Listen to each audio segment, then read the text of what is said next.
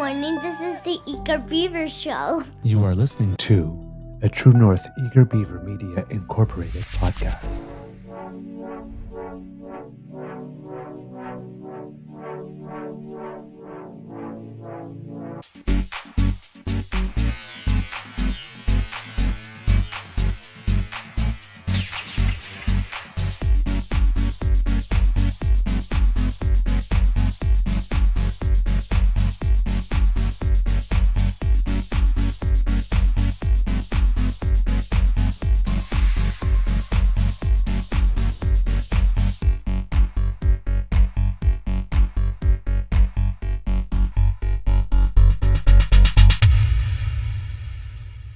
The True North Eager Beaver podcasts are proudly brought to you by our founding sponsors, the Misfit Mysteries from Corvid Moon Publishing, your source for science fiction, fantasy, and cozy mysteries featuring a broad diversity of characters, CanadianTarot.com, your uniquely Canadian online eclectic tarot community, and the Peppermaster, hot pepper sauces made from farm-fresh ingredients to thrill your taste buds and expand your mind.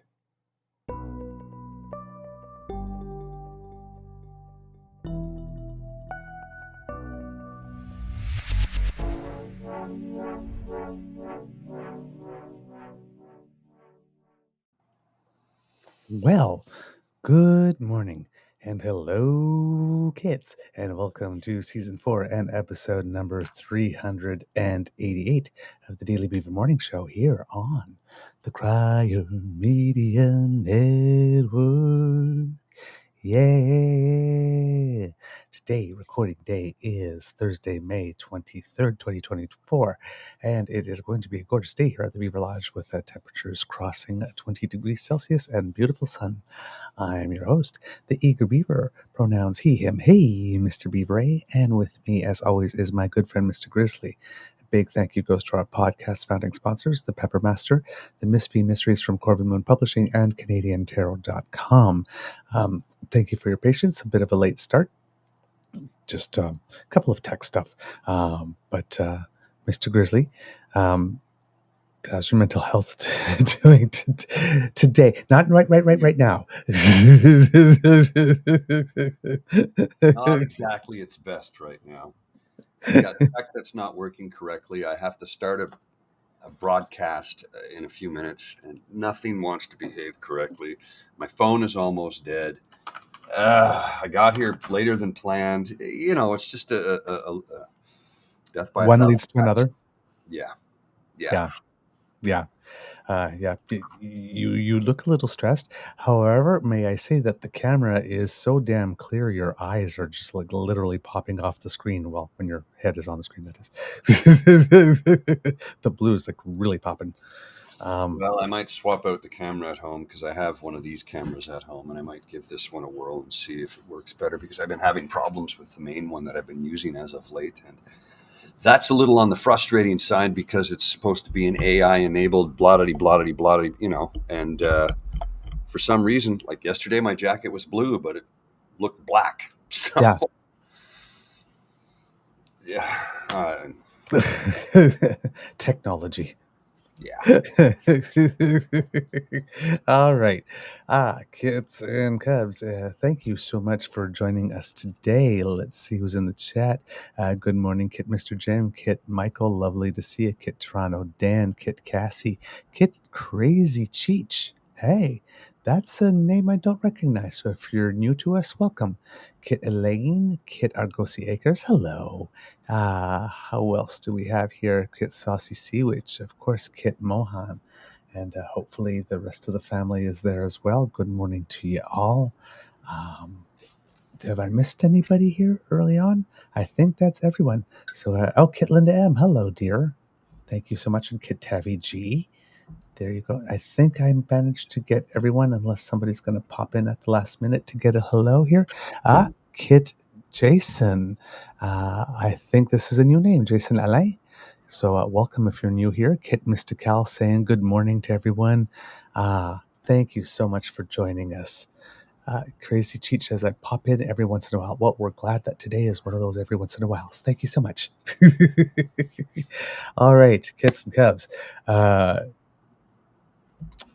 big news in politics is actually not national today, but international, because seemingly out of the blue, the Prime Minister of the United Kingdom, Rishi Sunak, announced that they were going to the polls.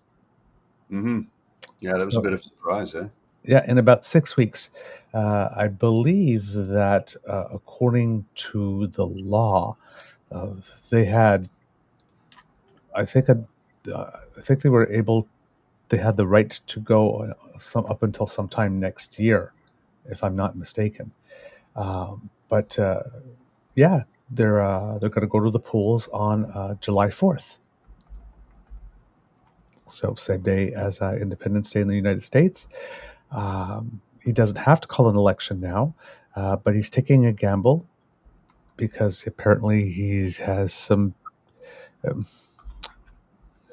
the most positive economic numbers that there have been in a while. So I'm guessing he thinks, why not Strike while now the iron's rather than hot. maybe something later? But I mean, yeah, this is for all intents and purposes, unless something really happens, this is a change election. So he says, I spoke with His Majesty the King to request the dissolution, and the King has granted this request. We will have a general election on the 4th of July, because he had until The January. king. That's a weird thing to hear, you know? I I mean, know. my I know. whole life it was a queen and now it's a king. And Yeah, I know. I don't think I'll So, ever get used to that, to be honest with you. same here. It'll be weird. Um, so he had until January next year to call the vote, but he chose a summer election, hoping to capitalize on positive economic news and progress in his attempts to subdue illegal immigration. Speaking outside Downing Street, Rishi Sunak portrayed himself as a dependable leader at an uncertain time. Quote, only a conservative government led by me will not put our hard-earned economic stability at risk. Why he's saying that is, if you remember when Liz Truss became prime minister for a while and did not allow the lettuce.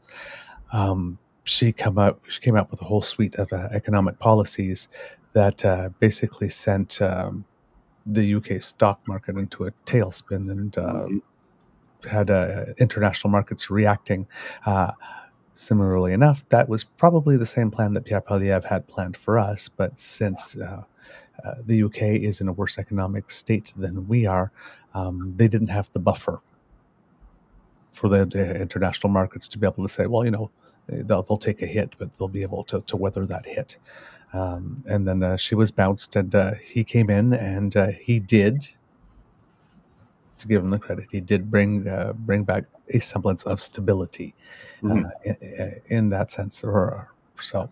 Um, but the party has been in power for 14 years, and I mean, it's been chaos. Yeah, it's not been a good 14 years of leadership, if you ask me personally. And I think there's a lot of Britons that would agree with that. I Maybe mean, time for a party change.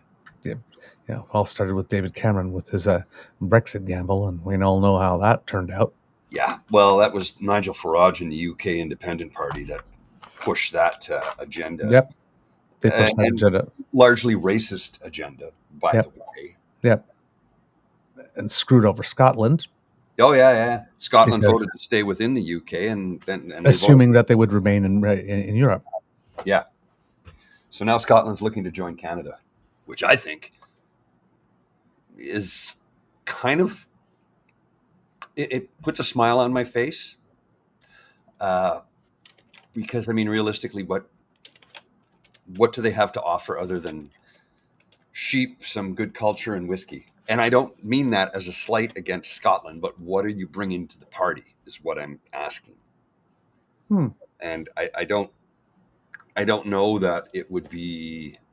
I'm not against it. Don't get me wrong. I'm not against it at all. I'm actually kind of for it, but I don't know how it would benefit both our nation. It would be a benefit to Scotland. Would it be a benefit to Canada is the question. And you have to ask that when you're looking at, you know, altering your geographic landscape. I'm looking that up on the web because I had never heard that, but apparently there was a lot of talk of it in 2017. Was Hmm. there recent talk about it? No, not Okay, recently, but it was okay, 2017, yeah, and then that was during the time of Brexit, and then of course Yeah, it was a Canadian writer, Ken McGugan, who thought that Canada should invite Scotland to become its 11th province. Yeah, and I know that there was a lot of people in Scotland that were amenable to that idea. Nothing really became of it because at the time it was like, well, what do you bring to the party? What can you contribute? And again, like I said, sure, whiskey, sheep, some wonderful culture, some great swearing, but how is it going to benefit Canadians? Now, Scotland is a relatively small population. What is it, 8 million? I don't think it's. I will look that up. Yeah, if you could. It's not that big, so could certainly add to Canada's population, and their culture would remain intact. 5 million? Mm-hmm. Yeah. Population 22 was 5.436 million. Yeah. Okay. So there you go. So I mean, that's the size. It's a little bit bigger than Alberta. It's about the size of British Columbia, population-wise. So could we absorb that kind of numbers? I'm sure we could. Oh yeah. But I mean, it's not like it's not a developed place. Undeveloped, you mean? It's not. Okay. Yeah, we could turn it. Yeah. Yeah. It's not a developed place, or it's an undeveloped place. Yes. Yeah. I mean, like the question is though, if they were to do something like that, would they adopt our currency? Probably not, because it wouldn't be to their benefit there. Right. Same with Turks and Caicos. They mostly use the US dollar, and they've been wanting to join us for a very long time. They insist on still using the US dollar, and I'm like, well, I can't say I would argue with you in that sentiment, but how do those things get worked out? And I'm not an economist, nor am I a geopolitician, so I like the idea of both of those things in having both of those countries join Canada as additional provinces or territories, but I don't know exactly how it would work. Right. Same here. Don't know the first thing about that type of stuff. So yeah, we're going to an election early in the UK, which is kind of interesting. Like I said, it looks pretty much like Keir Starmer and the Labour Party are going to win, and that there will be a change of government. But again, it's how you get there that's going to matter. It seems that where the Labour Party is concerned is that they've not been taking as clear policies on things as they could have, playing it vague. But now that they're going to get into an election, they're going to have to make some decisions, which is going to, maybe cause some jockeying of some type. On the other hand, there's nothing that unites people in politics like the prospect of power and impending power. So it could very well be that everybody's able to get along because, they feel that they have this one in the bag to start with. So it'll be interesting to see how it goes. Now, as soon as this news came out, there was also some other news that it seems that while Rishi Sunak has decided to call an election, there are some people in the UK who would, within the party, who do not want to go into an election right away, and that there is a movement within the party. Now, how serious and how coordinated and disciplined it is going to be a question. But according to Politics UK, so 14 hours ago, so basically, Sunak made the announcement, and then I'm not sure how long later, but it wasn't that long later. Breaking: Tory MPs are working on a plot tonight to call off the general election by replacing Rishi Sunak before Parliament is dissolved next Thursday. Several letters of no confidence are going into the 1922 committee. I'm not familiar enough with British politics to know what the 1922 committee is, unfortunately. From the very latest a Tory MP is quoted as saying, "Today has clearly been an absolute disaster, but the election is not irrevocable. Up until the point of the dissolution of Parliament, when the writs are moved to begin the contests, it can still be aborted." And again, I stop and muse at the irony of something that a conservative is actually willing to abort. But yeah. So, yeah, an instant like, what the hell? So I'm guessing there's some people in the party that were relatively blindsided as a result of this. As a result of the snap election, Rishi Sunak's anti-smoking legislation has been officially ditched. Rishi Sunak wanted to make the UK the first country in the world where people under a certain age would not be able to legally purchase cigarettes, and then over time that would make the UK the first smoke-free country. So it seems that that's not doing it. It seems that Nigel Farage has also announced that he is quitting his news show during the election in order to campaign for Reform UK.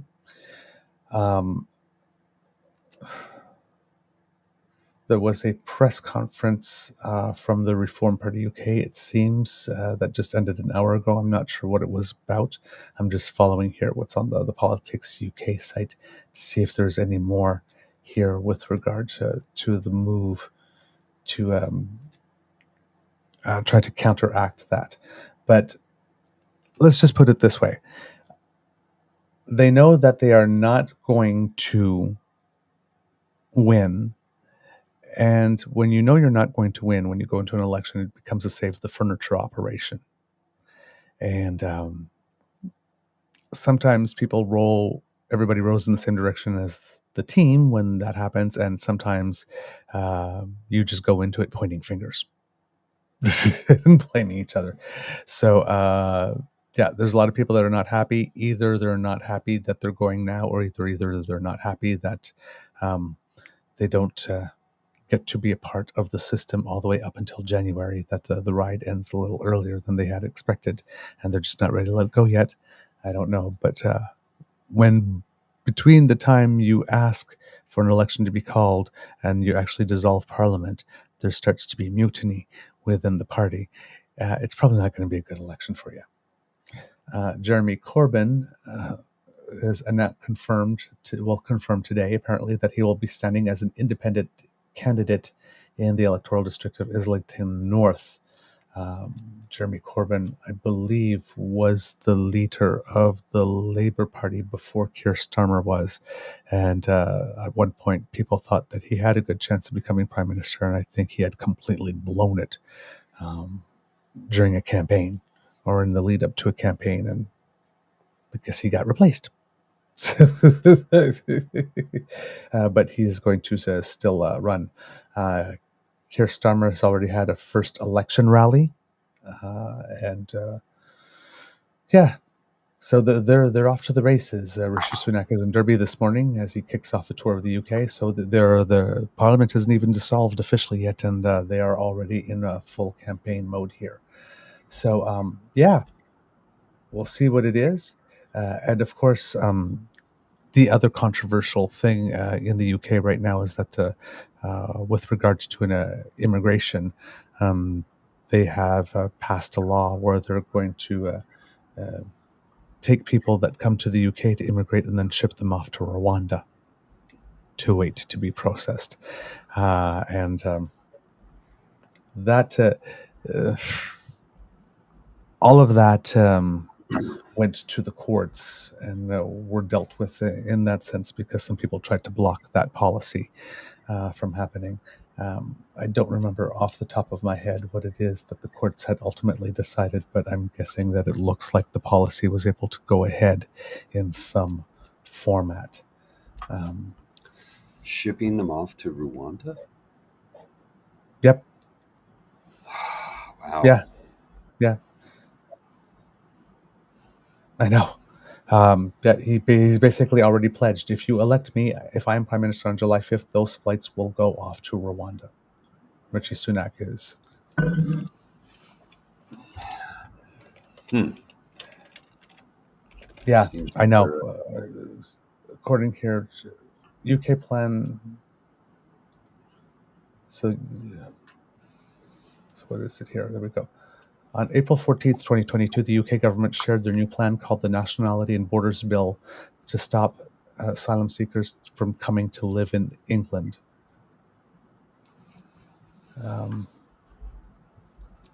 The government has decided to send asylum seekers traveling by boat to the UK from France to Rwanda instead.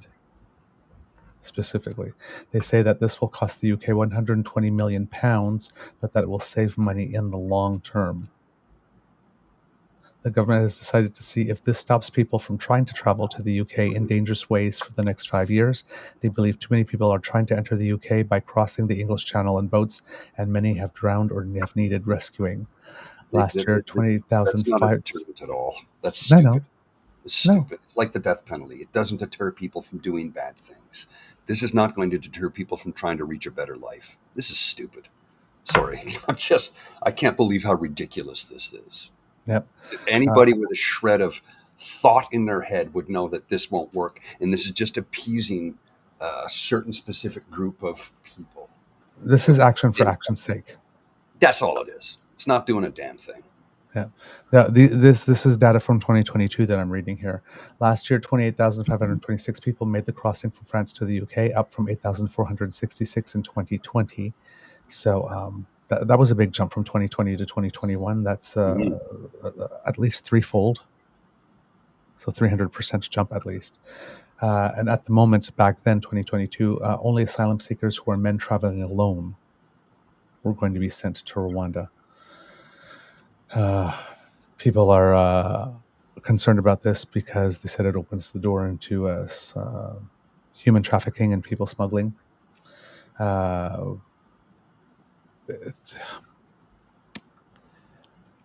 It creates a situation, if men who are traveling alone know that they're going to send back, it creates a situation where people smugglers are going to try to convince women and children to travel with the men. Mm-hmm. Men that they don't know.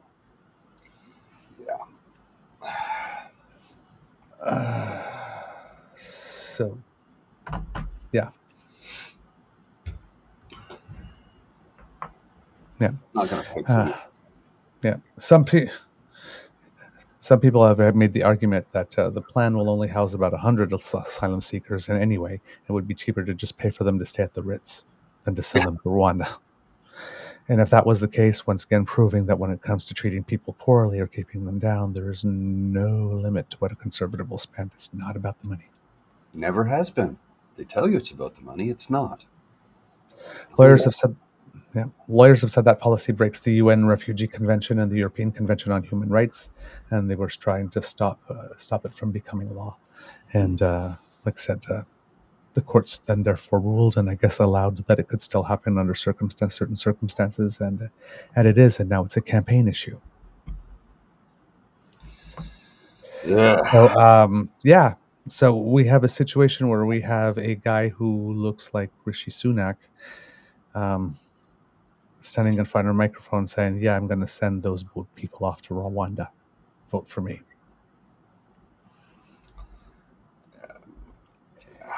Yeah. And yesterday we found out that the president of the Dominican Republic built a wall. Oh, along the Haitian border? Yeah. I didn't know this. Yeah, yesterday, because the Kenyan forces have started to arrive or are going to start to arrive in Haiti, but there's been a lot of migrants from Haiti looking to cross the river and the bridge into the Dominican Republic, and they just had an election like this, and their incumbent president was put in place, was reelected, but it was the popularity of his immigration policies. He actually built a wall. Wow. Yeah. Now, of course, he didn't have a wall as long to build as No. would have had one to, but he actually said it and did it. Well, and there is, I mean, Haiti is It's a completely lawless state at the moment. Totally lawless. Totally lawless. There's no form of government. It's run. The nation is run by gangs. So, Yeah, I mean, greater than 2,500 people have been killed or injured in the first 3 months of 2024 in Haiti. Yeah. So I mean, really, should we get horribly upset by this? No, I think he's doing it. He's doing it to protect his people. Yeah, It's not. It's not but we're building walls. yeah, which we hate to see. I understand this. I understand why it's being done. I don't necessarily disagree with it, but it's not the direction we want to be going in.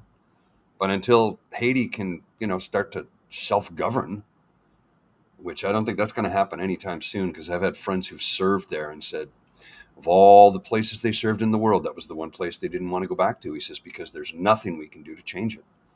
They don't want us there, and we can't change it. Right. So I don't know. I have friends from Haiti who have family there, and I'm worried for them right now. I don't know. I don't know what's going to happen. I mean, you remember wasn't that many years ago they had a devastating earthquake. Well, that's the thing that they're talking about the news. So they're saying that the humanitarian crisis in Haiti right now is the worst since the 2010 earthquake. There you It's go. that bad. So that was Jean-Martin Bauer, who's the head of the food program in Haiti, confirming that. Workers with the United Nations food program are on the ground in the capital, which is one of the good things. CBC News is actually one of the few news organizations in the entire world that has been given permission to enter the capital of Port-au-Prince to provide some coverage. So once again, kits and cups, when we're talking about a reason for which we shouldn't dismantle the CBC, there's Yes. one. Sometimes they're trusted internationally as being one of the only news organizations that they'll let into a certain area so that we can get coverage. Very true. Very true. As you mentioned, Mr. Grizzly, gangs control most of the capital. As I mentioned yesterday, kidnappings, rapes, and killings are rampant, and the country has been without a functioning government for a long time. Residents have set up anti-gang blockades in order to try to protect themselves. Mothers have been sleeping in open air with their children Wow. because they've lost their homes to gangs. It's really, really, really bad. As bad as As it we, gets. yeah, yeah. As we mentioned, a delegation of Kenyan officials had arrived in Port-au-Prince, and a multinational police force should be landing within a days to help Haitian police in the capital begin to restore order. U.S. cargo jets have been delivering military equipment to the Port-au-Prince airport for weeks, and the Kenyans will be inspecting all of it. The president of Kenya, William Ruto, had arrived in Washington, D.C., and apparently to a state dinner. And apparently, he is the first African leader to have been greeted at the White House in about 20 years. How is Oh, that really? possible? How is that possible that not one African leader of an African nation in the last 20 years, has rated enough to go visit the White House? Hey. I don't understand that. That's just really weird. You can't just let that. You got the meeting invite? Oh yeah.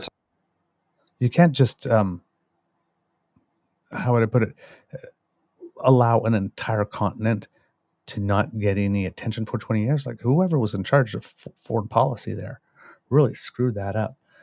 But yes, welcomed to the White House, and there was a state dinner for William Ruto. And it seems that in addition to that, how would you put it?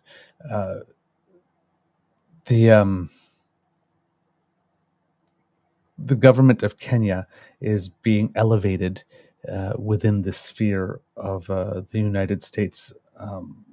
They're being considered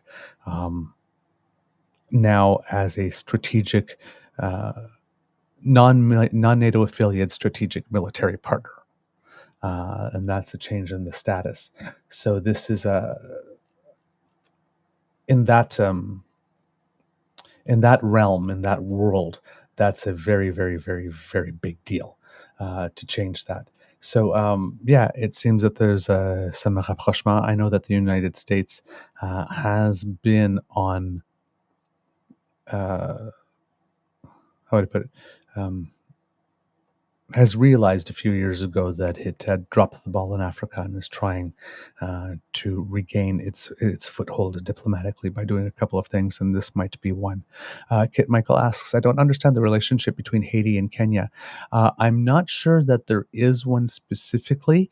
But I know that when we're bringing in types of police forces to help, like they're doing now, they do try to bring in people as much as possible that look like the people um, who are trying to be protected. So I'm guessing that everybody assumed that everybody being black might be the best way to go. That's why a lot of the member nations that are going to be parts of the police forces coming from the Bahamas and Jamaica and other nations.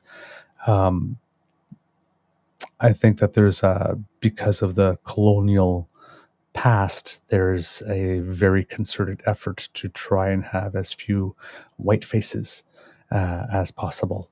Um, and then, of course, yes, for the French language as well, if that is possible to do that. I'm not sure that French is a language that is very strong in Kenya because it's a Commonwealth country. Um, but uh, but yeah, exactly. Djibouti president. Oh, there we go. Okay, we got. See, I thought that was wrong. We got a kit HA, which a new kit. I've never heard from you before in the chat, so thank you very much. Says the president of Djibouti was invited to the White House under Obama. So there you go. So I think some people may have had their facts wrong there. But yeah, that's about the only thing I could see with regard to Haiti. Had it been a country like Senegal, for example, then of course the French aspect we could have layered that on. But Kenya is. I think, if I'm not mistaken, out of the 50, slightly greater than 50 countries on the African continent, that Kenya is one of the more developed and influential nations on the continent, and therefore also probably was one of the nations that had the best capacity to be able to take on this type of project. So that's my best guess. I do not actually know this for 100% sure that these were the reasons, but I do know for a fact that Kenyan is a Commonwealth country, and that in these types of missions, they try to have people that look a lot more like the people there um, that are being tried to protect, and they try to exactly. They're Cassie. Like Kenya is one of the most political stable countries on the continent as well. So there we go. Yes, Kitsasi, we pretty much all need to brush up on our knowledge of African history. It is not, let's just put it this way. If I was playing Jeopardy and that category came up, I would be probably trying to avoid it or saving it for last. It's not my strongest suit either. But yes, all of this is happening there, and there'll be a lot of movement. But it seems that things are moving ahead there, and hopefully there'll be hopefully we'll see some change. We'll see some change that's coming there. Also, a country we don't talk about a lot, but since we're talking about where there's unrest, there's a country in the Pacific. Around Australia and all of that sort of general area of the globe called New Caledonia, and it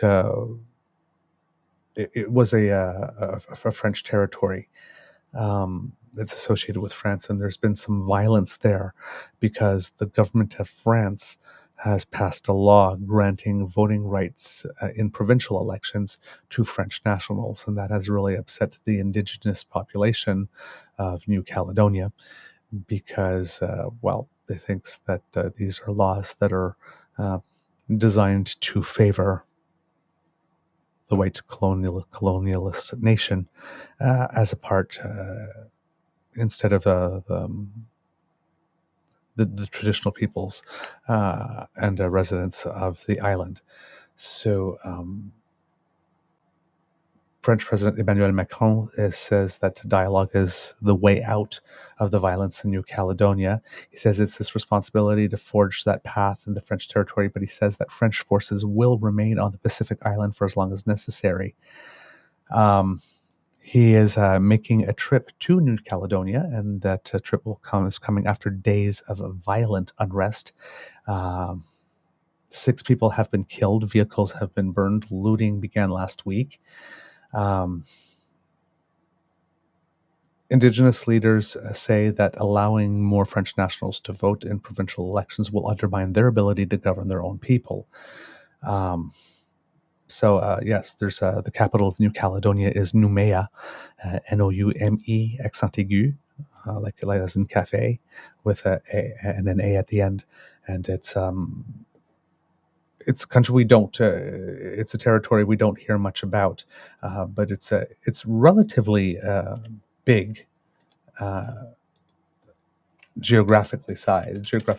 Like if we're thinking, when we look at the Caribbean, and we think of Cuba and Jamaica, they're relatively big islands in there. So New Caledonia is a relatively big island, but it is in the South Pacific area, and we don't hear about it very much. But it is, like I said, in the history with France and whatnot. It was one of the places that France was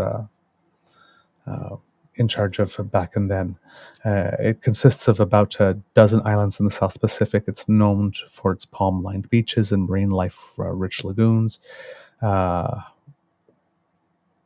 And it has one of the world's largest lagoons at 24,000 square kilometers. A massive barrier reef surrounds the main island. So it's...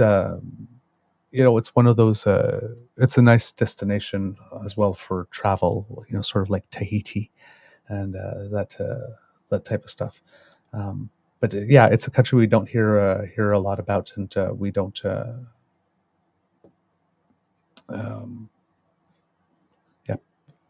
like I said, I've always known I personally have always known it existed because I've always had a fascination with that part of the world when I was a kid.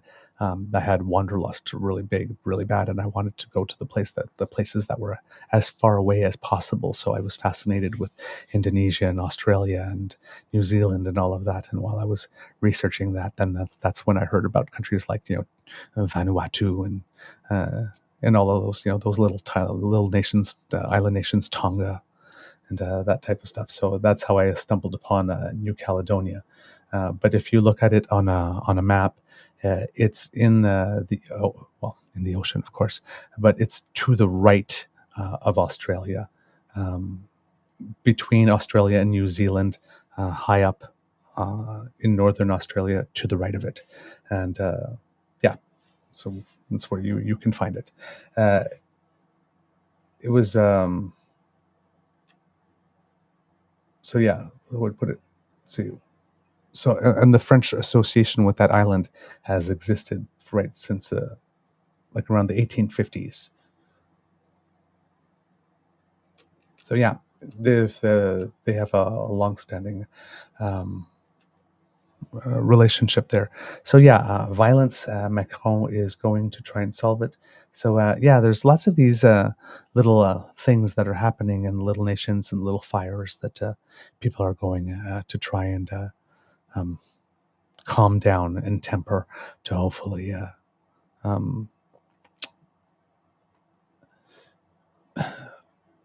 my guess is that worldwide people are thinking that, with what's going on in Israel and what's going on in Ukraine, that's more than enough war. Thank you.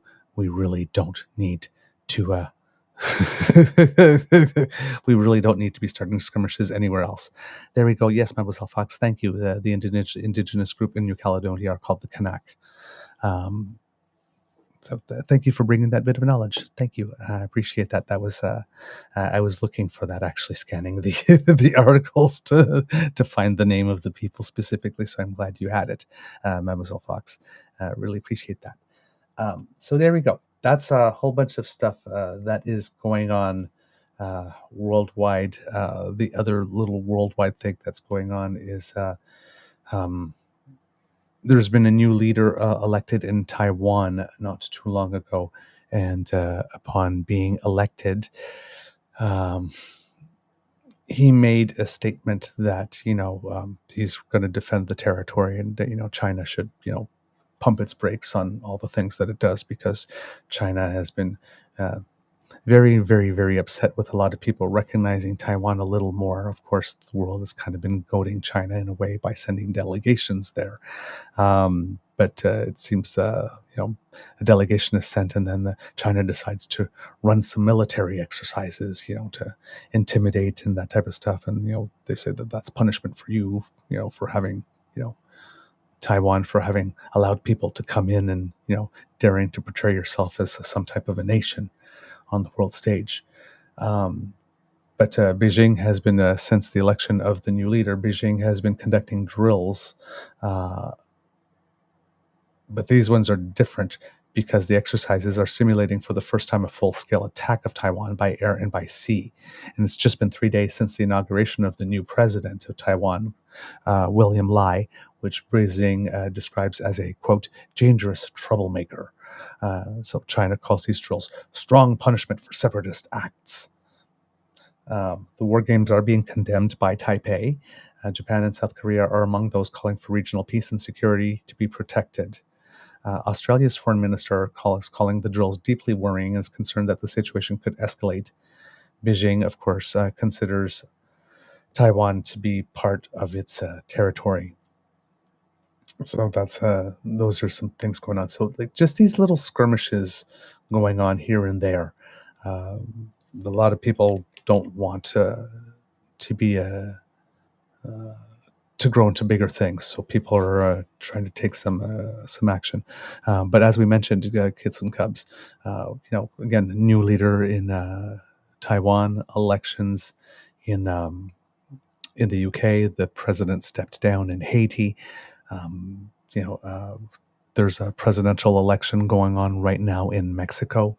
I think they're going to the polls on June 2nd, and for the first time in Mexico's history, they will have a female president when it's all done, because the two main candidates are female, the two top leaders in the polls going into the party, and one of them happens to be Indigenous, which is also a first, and also a first. The other woman who was the front runner is actually of Jewish heritage. So this is a complete sea change for Mexico. Mexico has never had a female prime minister at all, and it's not necessarily a nation that has a reputation of being very open and welcome to female leaders. So that the two main containers are female, and then that one is Indigenous, and then the other one is Jewish. That's it's a moment in Mexico, but that's how the world is changing, right? We were talking yesterday how the new leader of the Dominican Republic is someone who's of Lebanese ancestry. So we're at the stage now where immigration and migration has happened enough throughout the world that we have countries are having different types of leaders. Rishi Sunak in the UK, right? So Kit Michael said, one of the Mexican party leaders has suspended their campaign after the tragedy yesterday. Yes, that did happen. I do have a video of it, but I'd have to have Mr. Grizzly on for it. But yes, during the campaign yesterday in Mexico, there was a very, very tragic event that happened. I believe it was not one of the two main candidates, but a man whose first name is Jorge, and I can't remember his last names. Oh, darn. And I did write it down somewhere. But yes, he was at a campaign rally, and people were on stage and they were chanting, as you do in a rally. And then just all of a sudden, out of nowhere, this sudden gale force wind just popped up and blew the stage pretty much to smithereens. And when you see the video, it's really, really dramatic. It's like the stage just gets lifted up and crushed. Jorge Alvarez Menez. Thank you, Kit Mr. Jim for that one. Yeah, they got crushed. I believe that a child uh, of 6 died um, during the event, and I believe that about 50 people were injured. So that particular candidate had suspended his campaign. 9 dead as of 1 hour ago now. It's 9 dead and 54 injured. That so yeah, that's going to be a big story to follow. I'm sorry, I do not know what's happening, but it seems that I have frozen. Can people still hear me? Just wondering. All right. Well, things seem to have been reverted to normal, so hopefully you can still hear me. You'll give me a thumbs up, kids and cubs. There we go. So yes, at the event, the candidate was not injured in the incident, which happened during his campaign event in the northeastern city of San Pedro Garza Garcia. The governor of Mexico's Nuevo Leon state said at least 54 people were injured, and rescue operations were ongoing to save some of the people trapped under the collapsed stage. Quote, Governor Samuel Garcia Sepulveda said in a post on X, quote, "What we experienced happened in just a few seconds. A gale came, a sudden wind, and unfortunately it collapsed the stage, resulting in a fatal accident." Alvarez Menez told Reuters, "I first saw the musicians' drums from the group that was going to play were going to get blown away. When the others noticed, they ran in different directions. Some jumped to the sides of the stage, and I jumped back." Footage taken in the aftermath of the accident shows a large number of emergency vehicles at the scene, their lights flashing in the darkness as injured people are carried away. The area was cordoned off and guarded by heavily armed security personnel. Nearby observations from Monterey show there were thunderstorms that brought gusty winds to at least 40 to 50 kilometers an hour. The stage location was likely impacted by a gust front, which is when gusty winds suddenly pick up and change direction from nearby thunderstorms. Alvarez Menez said he was suspending all campaign activities after the collapse, but will remain in the state to monitor the situation and victims. Quote, "We have to have solidarity. There's nothing that can repair an accident, a damage of this nature, and people will not be alone in this tragedy and through the consequences that this tragedy will have in their lives." He's a congressman representing the center-left Citizens Movement Party. He has little chance of winning the presidency, but speaking to reporters, he said that the civil defense teams had to check the structure of the set prior to the event, but that the severity of the wind gusts had caught the organizers by surprise. Yeah, there we go. And with regard to the election in Mexico, the candidate, it's a big deal there. There's an estimated 70,000 candidates that have stepped forward to compete for more than 20,000 positions, including the national presidency and the governorships of 9 states. And then because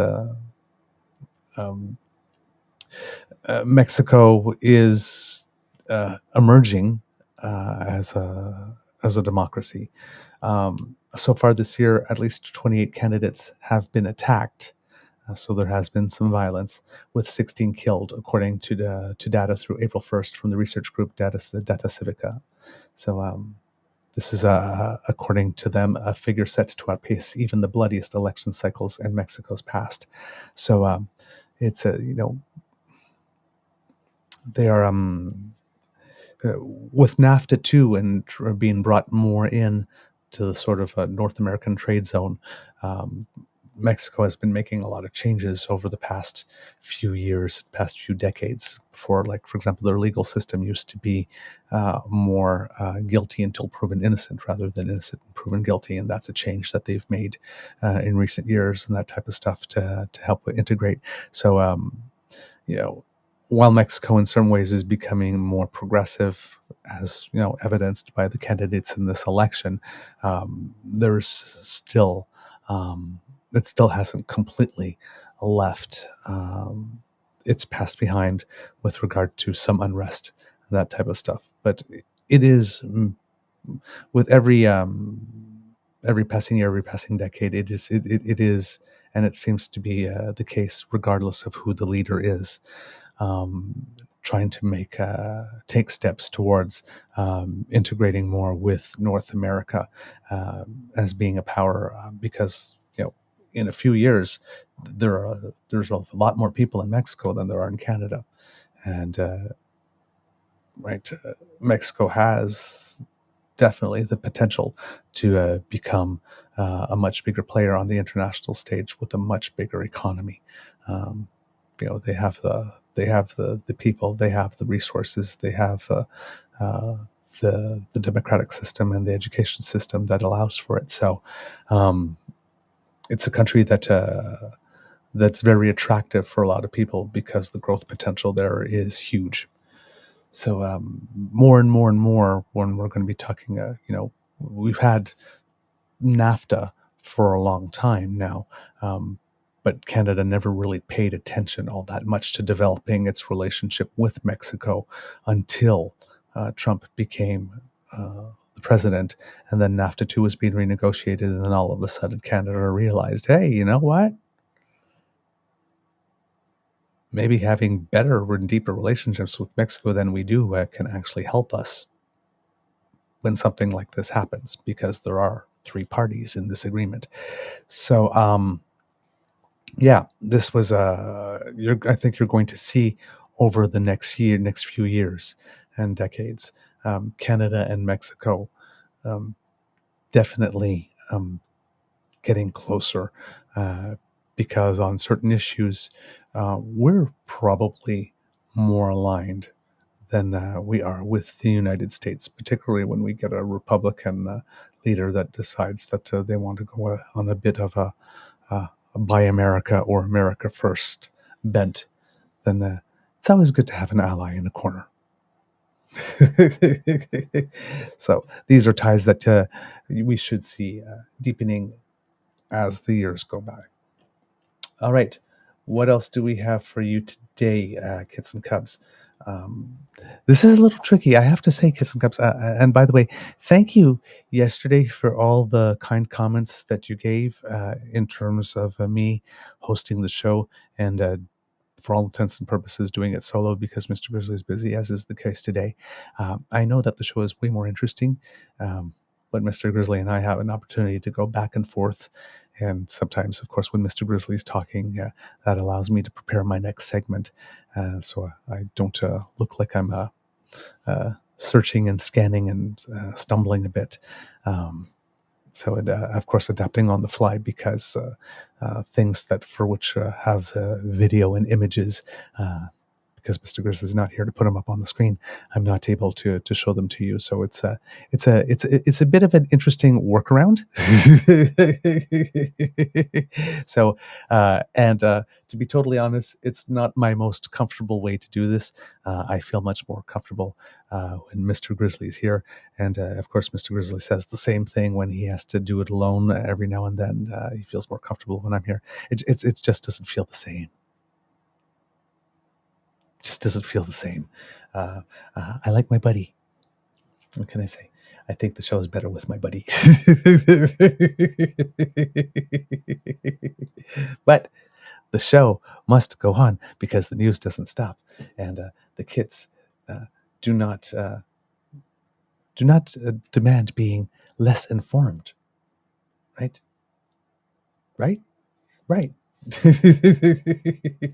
Okay, so let's see what we have else here for you. Okay, that's the Haiti stuff. I went through that. Oh, yes. It seems that when we've been talking a lot about cell phone service and fees going down, the government keeps on making the claim, and it is backed up by Statistics Canada, that the cost of cell phone plans have gone down. Now, and the conservatives say, well, have you seen your cell phone plan go down? And it's like, no.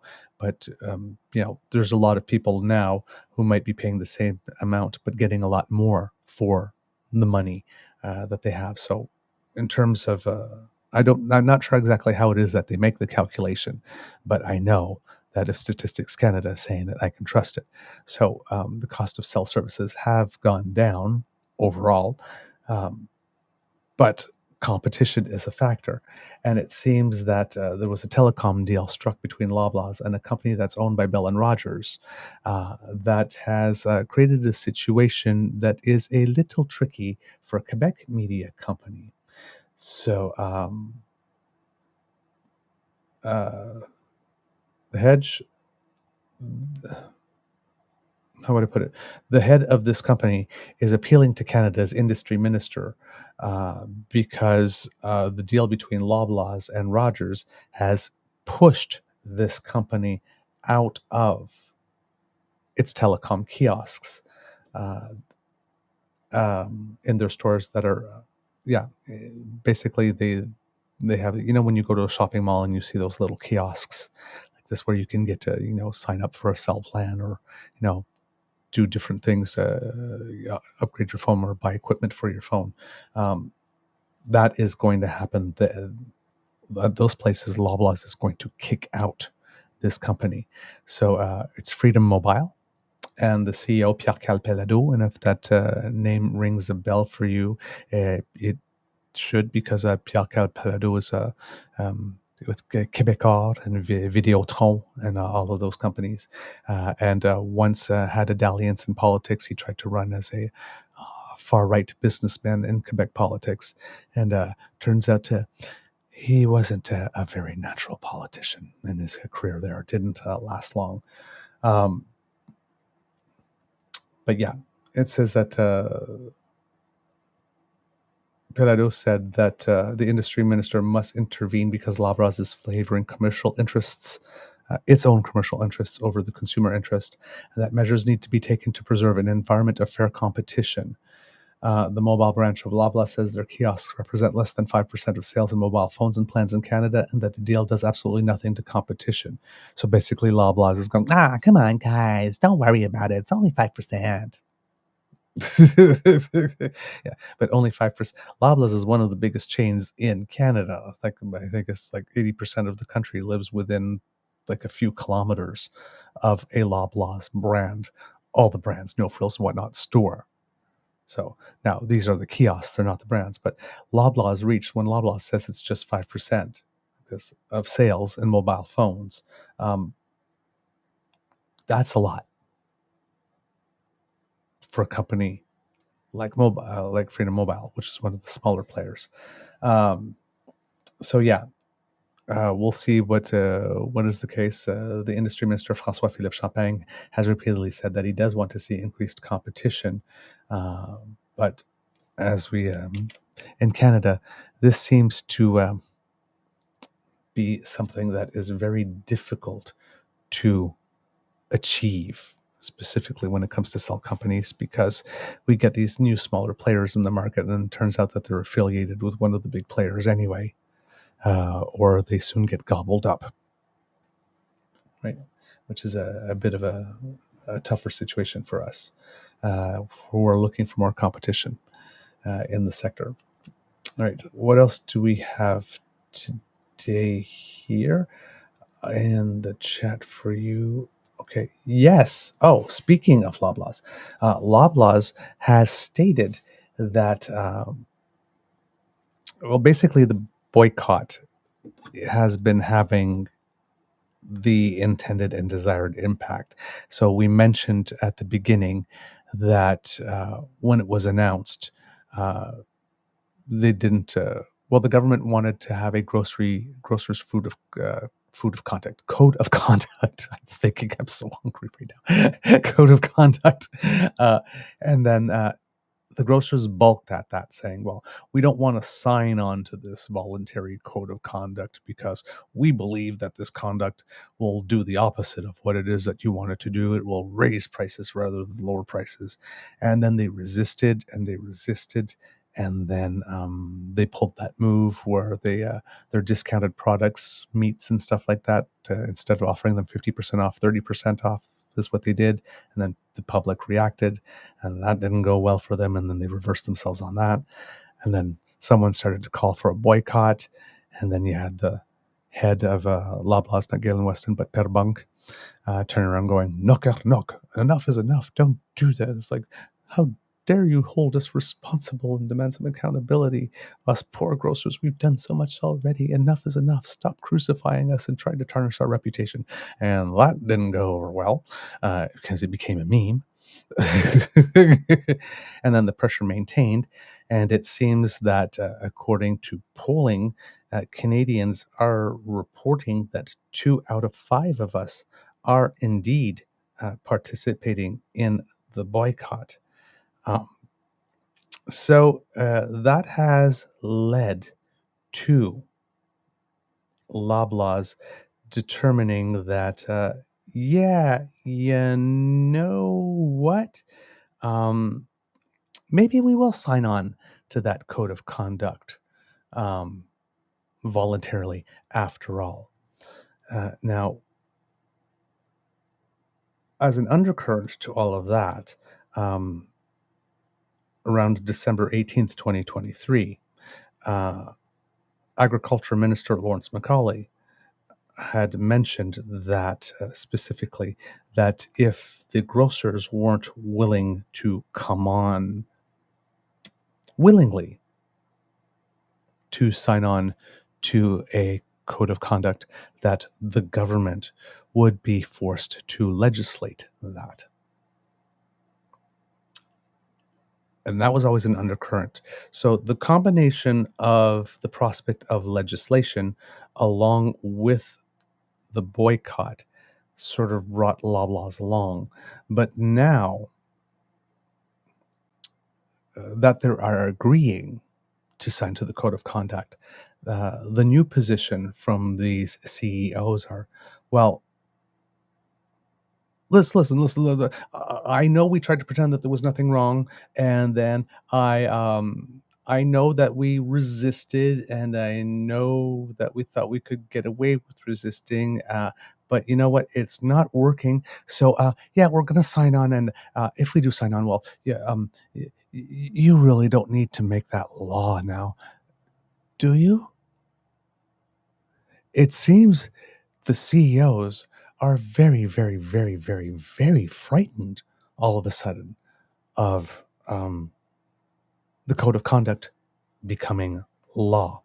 According to Davis Legree in iPolitics, quote, Loblaw's decision to sign the Grocery Code of Conduct suggests the policy can be implemented without government legislation, according to the chair of the board of directors responsible for developing the code. The federal government endorsed the idea of a code with standards guiding interactions between retailers and suppliers earlier last year, but progress stalled after several years of industry-led discussions failed to secure the backing of all 5 of Canadians' major grocers. That would be Loblaw, Walmart, Costco, Metro, and Empire. This led Agricultural Minister Lawrence Macaulay to publicly muse, as I mentioned, about legislating the code should the grocers sector fail to voluntarily adopt the policy. Quote, we've indicated that all measures are on the table, Macaulay told iPolitics last December. How we want to proceed, it's yet to be decided, but all measures are on the table, including possibly legislation. However, Michael Graydon, the CEO of Food, Health and Consumer Products of Canada, is increasingly hopeful that legislation will not be necessary, as evidenced by Loblaw's decision to come on board last week. After holding out for several months, citing a belief that the code will increase food prices, Loblaws announced it would commit to the code, joining Metro and Empire, owner of Sobeys, Foodland, Farm Boy, etc. Quote, it's a step in the right direction, Industry Minister François-Philippe Champagne said Wednesday morning. If you talk to the Independent Grocers of Canada, the code is one of the key steps to stabilize food prices in Canada. And as we mentioned yesterday, over the last 3 years, food prices have gone up over 20%. So we're going to keep working, and I'm hopeful that all the major grocers will sign on, said Philippe Champagne. It should be noted that Loblaw's decision came in the middle of a month-long nationwide boycott of the chain organized in protest of skyrocketing food prices. However, Graydon told iPolitics in an interview the board was approached by Canada's largest grocer, quote, a number of months ago. Loblaws reached out to the code board and said they would like to engage in some conversations around the code, said Graydon, adding that the food retailing giant requested several revisions, quote, to create more clarity and prescriptiveness. These changes included clarifying that pricing disputes between retailers and suppliers would not be eligible for third-party adjudication, and further detailing relationships between forecasts and orders. After Metro and Empire agreed to the revisions, Loblaw signed on, leaving Walmart and Costco as the only grocers yet to commit. During an appearance before the House Agriculture Committee earlier this year, Costco executive Pierre Riel said he supports the general principles and respecting suppliers and consumers, but had no specifics on what a code would actually entail. Quote, Costco is reviewing the revised document, said Graydon, but it seems to me in conversations we're having with Costco, it's around more clarity, so I'm hopeful they'll come aboard. Meanwhile, Walmart has never expressed any degree of support for a code of conduct, but Graydon is optimistic that Loblaw joining could be the domino that brings Walmart aboard as well. Walmart received the revised documents last Wednesday, he said, so there's a lot of paperwork to go through. After Loblaw's announcement last week, several online petitions receiving thousands of signatures have called on Walmart to endorse the code. Graydon said the board was yet to, quote, draw a line in the sand regarding a deadline for Walmart to commit, but said he believed the chain will be receptive to the changes made at the request of Loblaw. Quote, it's very difficult to get a sense of exactly what their concerns are, said Graydon, but I would have to expect they would likely be quite similar to Loblaw's, so I'm hopeful that the changes that we've been able to make with Loblaw's will accommodate Walmart. We're being respectful of the time they need to review the documents, and we will likely hear from them sooner rather than later. Graydon noted that Walmart may be motivated to engage after the federal government's threats to impose legislation, considering all retailers, quote, would rather be in complete control. The best solution is for the industry to manage this on a voluntary basis, he said. The Federal Agricultural Ministry also confirmed it's the government's preference for the code to remain industry-led, saying in a statement that, quote, uniting all supply chain partners around the shared principles of fairness, transparency, and predictability in the grocery store and supply chain would yield the best outcomes for the sector and Canadians. It's well past time that all major retailers, including Walmart, joined the code. In the meantime, we continue to examine all of our options at the federal level. Costco did not respond to iPolitics' request for comment, while a spokesperson for Walmart said there's been no update since the company received the revised draft. So there you go. So it seems that based on this, everybody, including the government, would be much happier if they did not have to legislate this. But I think it's kind of interesting that a little bit of public pressure and a threat of legislation is enough to make a corporate giant like Loblaw say, okay, yeah, we'll sign it, but please don't make it law. Very, very, very interesting. In other news, the Conservative Party of Canada is angry again. Oh, and the reason here is actually interesting. It would seem that Canada's upper house, and this is according to the Canadian press, has adopted a new set of rules that the Liberal government says will further entrench its independence as the dominoes from Prime Minister Justin Trudeau's Senate reforms continue to fall. The large majority of senators voted in favor of the sweeping changes earlier this month. But the Conservatives, whose numbers have dwindled down to just 13 seats, so basically when the Prime Minister freed the senators in the Senate to not be politically affiliated with the federal parties and that they could organize themselves however they wanted, the Conservative Party said no and resisted this and said, no, we're going to continue being a party. And while now out of the 100 or so seats in the Senate, only 13 of them are held by senators that consider themselves still members of the Conservative Party of Canada. So this is a bit of a rage against the dying of the light kind of thing. But it seems that the senators themselves, most of them, really like the change. The change was good, and they want to solidify it. So, and improve upon it. So they have made some rule changes. The new rule changes give more power to each of the groups recognized by the Senate modernization legislation that Parliament passed in 2022. Rather than mimicking the dual roles of government and opposition in the House of Commons, the Senate now gives additional groups similar powers and additional speaking time during debates. The leaders of recognized groups, 3 of which now outnumber the Tories, can now defer votes on Conservatives and sit on committees to question witnesses. It means less time for the official opposition to give speeches and pose questions. In Westminster Parliament, the government's role is to propose things. The opposition's role is to challenge the government, said Conservative Senator Denise Batters. What is the role of these other groups? Senator Pierrette Ringuette, a former Liberal MP who was appointed by Prime Minister Jacques Chrétien and now sits in the Independent Senators group, said nothing has changed for the Conservatives. Quote, they have not lost any power, she says. They have the same political tools at their disposal, she said. It's just that the other groups now have access to those too. Senator Scott Tanis, who was a Conservative senator and now leads the Canadian Senators Group, said he thinks the rule changes are a necessary evolution. Quote, "There will be multiple groups in the Senate for a long time to come, not just government and opposition," he said. "Greater independence from political parties and House of Commons colleagues has led to better alignment and productivity," he argued. Quote, "Since about 2015, about 27% of the legislation of the government has been amended by the Senate versus 7% in the previous era. So the change and removing the partisanship has actually allowed the Senate to actually fulfill its main function of providing sober second thought." Again, I will repeat, since 2015, about 27% of the legislation of the government has been amended by the Senate versus 7% in the previous era. It was a good change. It was a good change. Tanas added that he doesn't think that he'll use his newfound powers very often. The leader of the third newer entity, the Progressive Senate Group, said the rule changes will prevent future Conservative governments from reversing course on the reforms that have been reshaping the institution. And it's only fair for larger groups to have equal ability to fulfill their duties as senators, said Senator Pierre Dalphond. "If there's a time where the opposition wants to defer a vote, they will not hesitate to do it," he said. "But if somebody else defers a vote, this is bad? I don't understand." Early in his tenure as Liberal leader, Trudeau kicked Liberal senators out of his caucus. As Prime Minister, he instituted a new process to appoint senators. Rather than choosing straight-up partisans, he approves the membership of an independent board and takes their advice on appointees, a process that the Conservatives have argued nonetheless yielded a crop of senators who lean progressive. Only 3 senators now hold roles affiliated with government: the main representative, Senator Mark Gold, who forced a vote on the rule changes, his deputy, and a third senator described as a government liaison. In part because former Prime Minister Stephen Harper left a large number of Senate seats vacant at the end of his tenure, and in part due to the mandatory retirement age for senators, Conservative numbers have dwindled.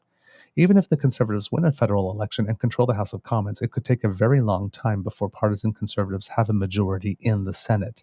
And this little note, Kits and Cubs, is particularly important when Pierre Poilievre is talking about invoking the notwithstanding clause to suspend rights. If he does attempt to do that, he does have to try to get it through the Senate.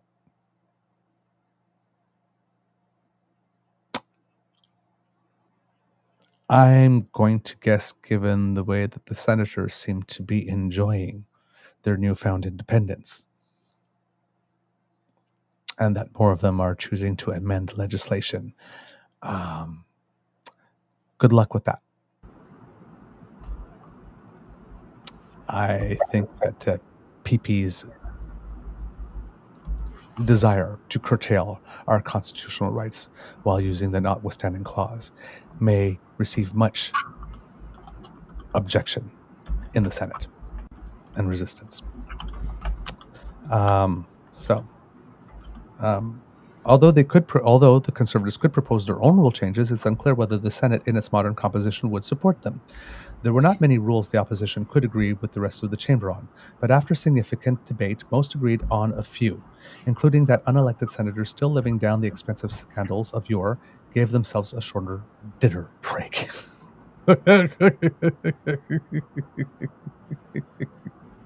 Literally, they're debating about dinner breaks. Oh my word. These people. So yeah, but just, when we mentioned on the show, what has the Prime Minister done? And we mentioned, if you actually sit down and think about it, this current Prime Minister has actually been rather transformative. This is one of the ways. This is definitely one of the ways. Mr. Grizzly, we have you for a couple of moments. So do you have anything while we have you here? No, not really. Unfortunately, I am going to have to jump off now. I've got a number of things I have to take care of here. There's no way I can provide you with the attention that you require or the Kits and Cubs deserve. So I do apologize, but duty does call, and we are hitting the 8:30 mark, which is when we'd usually wrap up anyway. I realize it was a late start. Apologies. Between timing, technology, and life schedules, sometimes things don't go according to plan. This is one of those days. So yep. We're gonna have to shut it off now because I won't be able to come back at any point for a number of hours. All right. So I apologize. That's just, sometimes that's how life rolls. Hey, you did what was needed to done so we could actually get one in, Mr. Grizzly. So we There you really, go. really thank you. And the kids are saying that don't apologize for life. No worries. So, kids and cubs, that's the end of this episode of the Daily Beaver Morning Show. We hope that you love listening to us because we love making this for you. Remember, sharing is caring and word of mouth is priceless. So please tell your peeps and poops all about us. The QR code under my chin, that's brought to you courtesy of the Ray Girl, and that will bring you to our pod page, podpage.com/the True North Eager Beaver, lowercase letters with a hyphen between each one of those words. And when you click subscribe there, when we have something fresh off the bandwidth, we will come directly to you. 3 new episodes just uploaded this morning. For people who are looking on a podcast version, we are a little bit behind still, but we hope to get caught up on that now that I'm back to regular and normal life.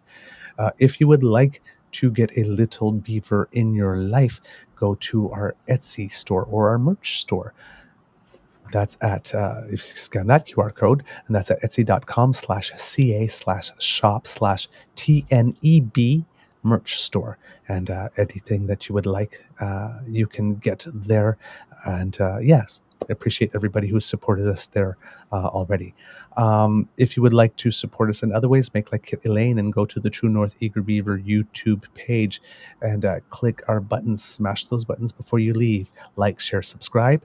We thank you for that. And if you'd like to help us in another way, the QR code by Mr. Grizzly's Head brings you to our tip jar at our coffee page. That's coffee, ko-fi.com/eagerbeaver, lowercase letters, all in one word. If you have a little bit of change there and would like to help us and encourage us to do more, thank you so much. Please leave it there. Because democracy is something that you do. If you're in Alberta, get involved. If you are in New Brunswick, Saskatchewan, and British Columbia, you have provincial elections coming on, do get involved. Thank you to our podcast founding sponsors. TrueNorthEagerBeaver@gmail.com is where you write us. If you're listening on Apple, stars and reviews are appreciated. It's a tough world out there, so please be kind to and gentle with yourself. Mr. Grizzly, quick word of wisdom?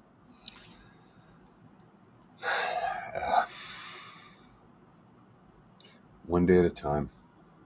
One day at a time. One day at a time. All right. We won't come back with an Easter egg so that Mr. Grizzly can go. And kids and cubs, if you are on our website and whatnot, we have final 4 designs from Pete for the mental health walk. If you can let us know what it is that you prefer, we would really, really appreciate it. Okay. And I'll try to put a link to it in the chat before we go. Mr. Grizzly, please cue the cock.